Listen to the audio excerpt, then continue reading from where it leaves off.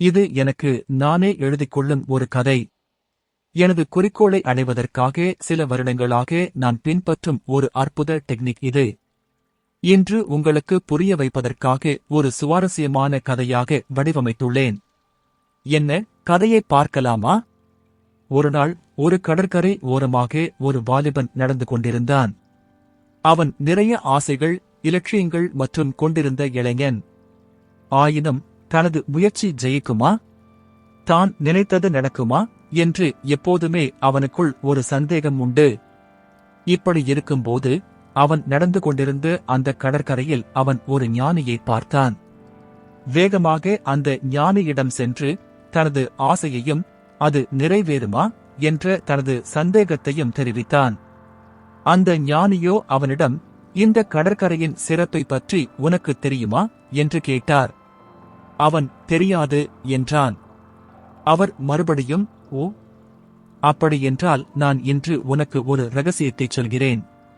இந்த கடற்கரையில் மிக அற்புதமான சிப்பியொன்று இருக்கிறது. விசேஷம் என்னவென்றால் அதில் உன் பெயர் எழுதப்பட்டிருக்கிறது. இன்று மட்டும் உனது பெயர் எழுதப்பட்டு அந்த சிப்பியை நீ தேடி கண்டுபிடித்துவிட்டால் உன்னால் நீ நினைக்கும் யாவற்றையும் செய்து முடிக்க முடியும் என்றார். அவனுக்கு மிகவும் ஆச்சரியமாக இருந்தது. அதே நேரத்தில் அந்த அற்புத சிப்பியை எப்படியாவது கண்டுபிடித்துவிட வேண்டும் என்ற ஆவலும் அவனுக்குள் ஏற்பட்டது. அதனால் அந்த கடற்கரையில் தனது பெயர் எழுதப்பட்டு அந்த சிப்பியை அவன் தேட ஆரம்பித்தான். முதல் சில நிமிடங்கள் அவன் ஆர்வத்தோடு தேடினாலும் அடுத்த சில நிமிடங்களில் உண்மையாகவே அப்படி ஒரு சிப்பி இங்கிருக்கிறதா என்ற சந்தேகம் எனக்குள் ஏற்பட்டது. சற்று நேர தேடலுக்குப் பிறகு அந்த ஞானி சொல்வது உண்மைதானா என்று அந்த சந்தேகம் வலுத்தது. தேடுவதை பாதியிலேயே விட்டுவிட்டு சோர்வடைந்து கடற்கரை மணலில் சென்று உட்கார்ந்து கொண்டான். அதே நேரத்தில் அந்த ஞானியும் அவன் முன் வந்து நின்றார். என்னப்பா, தேடலையா? அல்லது உனது சிப்பியை ஏற்கனவே கண்டுபிடித்து விட்டாயா என்று கேட்டார். அவன், இல்லை, நான் தேடினேன், அது கிடைக்கவில்லை. அது மட்டுமில்லாமல் உண்மையிலேயே அப்படி ஒரு சிப்பி இருக்கிறதா என்ற சந்தேகமும் எனக்கு. அவர் சிரித்தபடியே அவனுக்கு முன்பாக தனது கைகளை நீட்டினார். அந்த கைகளை அவர் திறந்த பொழுது அதற்குள் ஒரு சிப்பி இருந்தது. அந்த சிப்பியில் அவரது பெயரும் எழுதப்பட்டிருந்தது. அதை பார்த்ததும் அவனுக்கு ஏற்பட்ட மகிழ்ச்சிக்கு அளவே இல்லை. அட, நீங்களே கண்டுபிடிச்சிட்டீங்களே, சரி, அப்போ எனக்கு கொடுங்க என்று அவரிடம் கேட்டான். அவரோ, இல்லை, இது நான் கண்டுபிடித்த சிப்பி. உனக்கு வேண்டுமென்றால் நீதான் இதை கண்டுபிடிக்க வேண்டும் என்று சொல்லிவிட்டு மறுபடியும் அதை அந்த கடற்கரையில் வீசியெறிந்தார். கைக்கு எட்டியது வாய்க்கு எட்டவில்லையே என்று எண்ணிய அந்த இளைஞன் அவர் வீசியெறிந்த திசையிலேயே மறுபடியும் அதை தேட ஆரம்பித்தான். அப்போது வெயில் சற்று இருந்ததால் அவனுக்கு மிகவும் சிரமமாக இருந்தது. சீக்கிரத்திலேயே சோர்வு ஏற்பட்டது. ஆனாலும் ஏற்கனவே உறுதியாக தெரிந்த பின்னும் அந்த ஞானி அதை தனது கையில் வைத்திருந்ததை மிக அருகிலேயே நின்று பார்த்த பின்னும் விட்டுவிட அவனுக்கு மனம் வரவில்லை. அதனால் அதை எப்படியாவது அடைந்துவிட வேண்டும் என்பதில் மட்டுமே தனது கவனத்தை செலுத்தி அடுத்த சில மணி நேரங்களில் அதை கண்டுபிடிக்கவும் செய்தான்.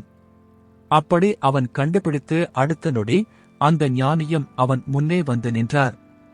கண்டுபிடிச்சாச்சா என்றார். அவன் மகிழ்ச்சியோடு ஆம் என்று தலையாட்டினான். அப்பொழுது அவர் சொன்னார், என்ன ஒரு ஆச்சரியம்!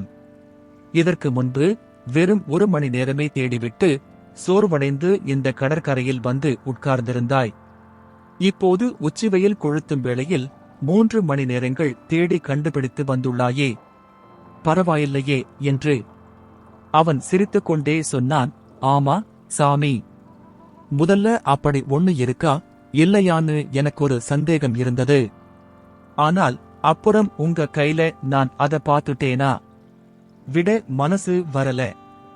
எப்படியாவது அதை எடுத்துட்டு தான் வீட்டுக்கு போகணும்னு உறுதியா இருந்தேன். நேரம் போனதே தெரியல என்று.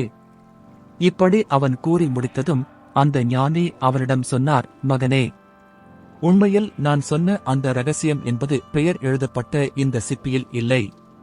இருக்கிறதா இல்லையா என்று சந்தேகப்படாமல் இருக்கிற ஒன்றைத்தான் நாம் தேடுகிறோம் என்ற மன உறுதியோடு நீ தேடியதில்தான் ரகசியமே இருக்கிறது.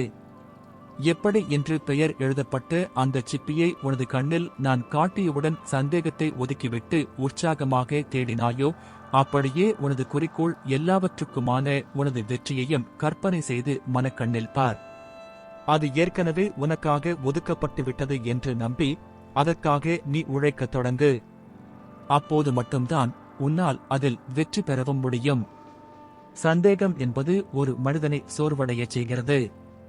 அதுவே தனக்கு ஏற்கனவே நிர்ணயிக்கப்பட்ட வெற்றிக்காகத்தான் நாம் உழைத்துக் கொண்டிருக்கிறோம் என்ற எண்ணம் உற்சாகத்தை தருகிறது.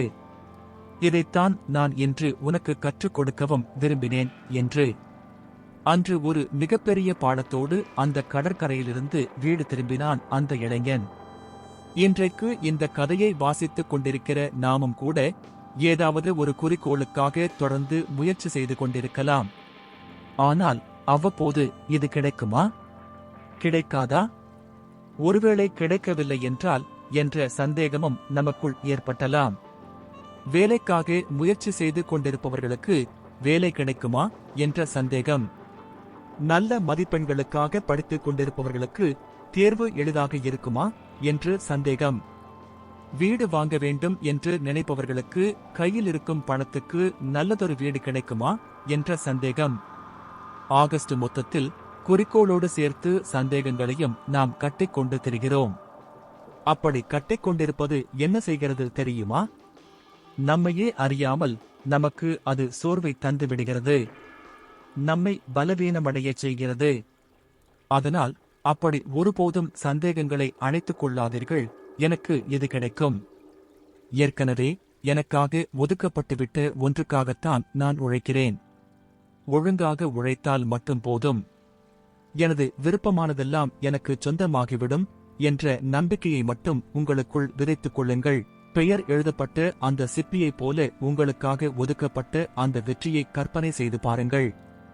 நீங்கள் ஒருவேளை வேலைக்காக முயற்சி மற்றும் செய்து கொண்டிருந்தால் உங்களுக்கான வேலை ஏற்கனவே ஒதுக்கப்பட்டுவிட்டதாக, நல்ல மதிப்பெண்களுக்காக படித்துக் கொண்டிருந்தால் உங்களுக்கான உயர்ந்த மதிப்பெண் உங்களுக்கு ஏற்கனவே ஒதுக்கப்பட்டுவிட்டதாக, ஒருவேளை நீங்கள் ஒரு வீடு வாங்க வேண்டும் என்று முயற்சி செய்து கொண்டிருந்தால் உங்களுக்கான வீடு நல்ல முறையில் உங்களுக்காக ஒதுக்கப்பட்டுவிட்டதாக நீங்கள் உங்கள் மனதில் பதிய வையுங்கள்.